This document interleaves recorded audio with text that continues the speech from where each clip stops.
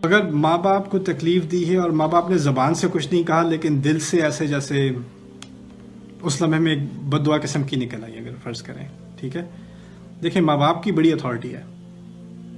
ماں باپ کے بارے میں کچھ باتیں آپ کے سامنے رکھ دوں، شاید آپ کی نظر میں ہوں شاید نہ. ہم سب کو معلوم ہے کہ دین میں ماں باپ کے کا بہت زیادہ اہتمام کیا گیا ہے، بہت زیادہ اہتمام کیا گیا ہے.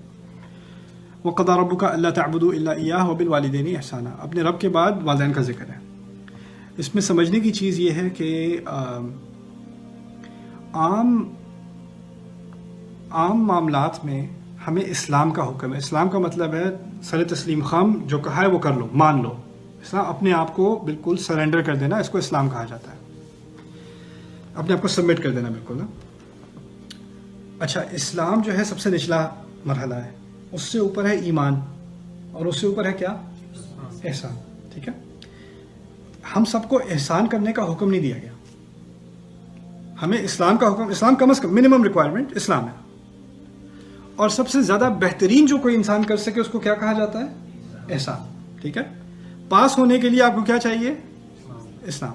ٹاپ کے نمبرز لینے کے لیے احسان. اچھا، یہ بات سمجھ میں آ جائے پھر آپ سمجھیے ایک واحد معاملہ ہے جس میں صرف اچھائی کرنا کافی نہیں ہے. وَبِالْوَالِدَيْنِ احساناً، یعنی کم از کم ریکوائرمنٹ والدین کے ساتھ احسان کی ہے.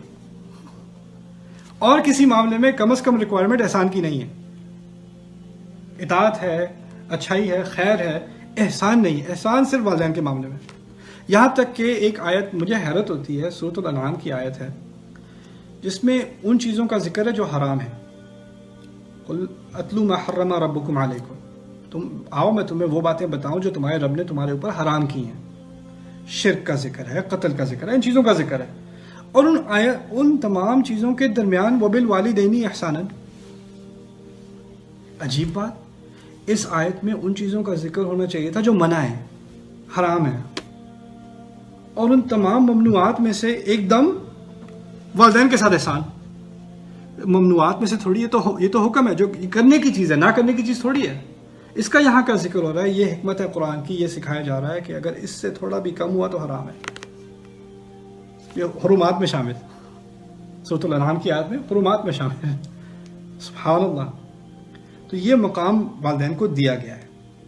لیکن اس کے باوجود والدین سے زیادتی ہوتی ہے، کبھی کبھی اولاد سے ہوتی ہے. دونوں انسان ہیں. اللہ تعالیٰ نے تو یہ حق دے دیا، مجھے اپنے والدین کے ساتھ کرنا ہے جتنا. اور احسان کی بھی مختلف ڈیفینیشن ہے.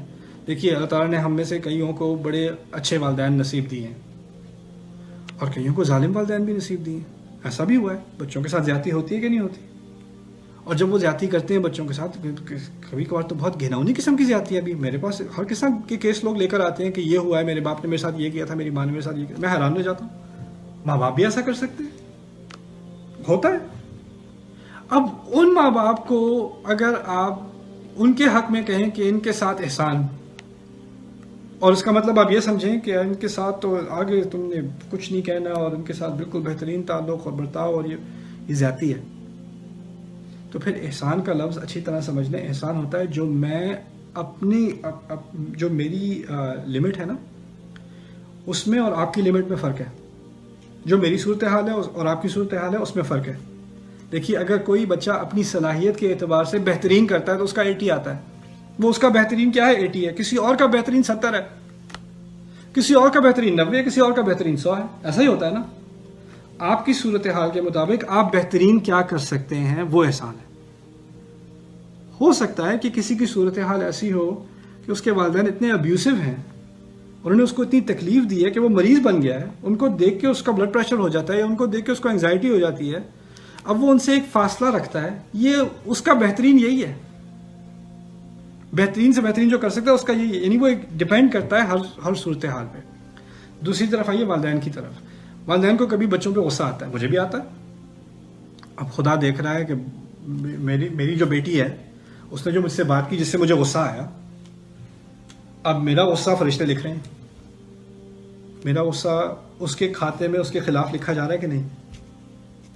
قرآن نے تو کہہ دیا، قرآن نے اپنا حکم شائع کر دیا کہ والدین کے ساتھ تو احسان ہی احسان ہونا ہے. اب اس نے آگے سے اپنی زبان چلائی، اس نے آگے سے نظر سے، اس نے مجھے بری طرح سے دیکھا. کبھی بدتمیزی صرف زبان سے نہیں ہوتی، شکل سے بھی ہوتی ہے، آنکھوں سے بھی ہوتی ہے. آنکھیں نہ ملانے سے بھی ہوتی ہے، اسی لیے قرآن میں ہے نظر عبسا و بصر، ایسے دیکھا، ایسے ماتھے پہ بل آئے، یعنی ماتھے کے بل کا قرآن پہ ذکر ہے، جیسے یہ بھی تکبر کی علامات ہیں، صرف عمل کا ذکر نہیں ہے۔ تو اگر ایسا کچھ ہوا ہے، میرے دل میں کوئی برا خیال ہے، فرشتے نے تو لکھا ہے، لیکن مجھے سوچنا پڑے گا لکھنے کے بعد یا غصہ آنے کے بعد یا بری دعا میرے اللہ پوچھے گا تجھ سے، کبھی ہوتا ہے دماغ میں آ جاتا ہے اللہ تم سے پوچھے گا، کبھی اگر آ بھی جائے تو بعد میں اپنی اولاد کی محبت میں اگر یہ خیال آپ کو آئے کہ دیکھیے جتنا بھی غصہ مجھے آیا ہوا ہے، اس غصے کی کیا یہ حد ہے کہ مجھے میرے لیے یہ بات قابل قبول ہے کہ جب میری اولاد اللہ تعالیٰ کے سامنے کھڑی ہو تو اس سے یہ باتیں پوچھی جائیں اور اس کی بنیاد پر یہ میری اولاد جلائی جائے۔ آپ کو مثال کے ذریعے بات بتاتا ہوں، آپ کو جتنا بھی غصہ آیا اپنے بچے پر، بیٹے پر، بیٹی پر، جتنا بھی غصہ آیا، اس کی عمر بڑی ہو یا چھوٹی ہو، اگر گھر میں آگ لگ جائے اور اس کے کمرے میں آگ لگ جائے اور ابھی جھگڑ کے گیا بچہ، آپ جھگڑے کو بھولیں گے کہ نہیں؟ اس وقت تو کچھ نہیں یاد رہتا، کوئی غصہ، کوئی بدتمیزی، کوئی گستاخی، کوئی کچھ نہیں یاد رہے گا، میرا بچہ جل رہا ہے، وہ سب بھول جائیں گے آپ۔ اگر وہ آگ اتنی قوی ہے، اتنی بڑی حقیقت ہے کہ اس کی وجہ سے آپ سارا جھگڑا، سارا غصہ، ساری مایوسی سب بھول گئے، اس سے کہیں بڑی آگ آگے نہیں آنے والی، سوچیں ذرا، اس سے کہیں بڑا خطرہ آگے نہیں آنے والا۔ اگر آپ آگ کی بات چھوڑ دیجئے، اگر آپ کے بچے کے پولیس دروازے پہ آتی ہے، بیٹے کا نام پوچھتی ہے آپ کا، اس سے بات کرنی ہے، اگر جتنا بھی غصہ آپ کو آیا ہو، آپ گھبرا نہیں جائیں گے اپنی اولاد کے لیے؟ انسان گھبرا جائے گا نا، یہ کیا ہو رہا ہے، یہ کیوں آ گئے؟ اور اگر اس کو لے کے چلے جائیں تو آپ یہ نہیں کہیں گے چلو شکر ہے اللہ نے دعا مان ہی لی میری، میں نے کہا تھا یا اللہ مجھے انصاف دے، فوراً ہی آ گیا، کافی ایکسپریس انصاف آ گیا۔ کسی ماں کو، کسی باپ کو تسلی نہیں ہوگی کہ یہ میری دعا قبول ہو گئی، بلکہ اس کو یا اللہ میری دعا تو نہیں قبول ہو گئی، یا اللہ میری اولاد کو بچا لے، یا اللہ خیر کر، اس وقت صرف محبت ہی محبت کا خیال ہوگا۔ ایسا ہی ہوتا ہے کہ نہیں؟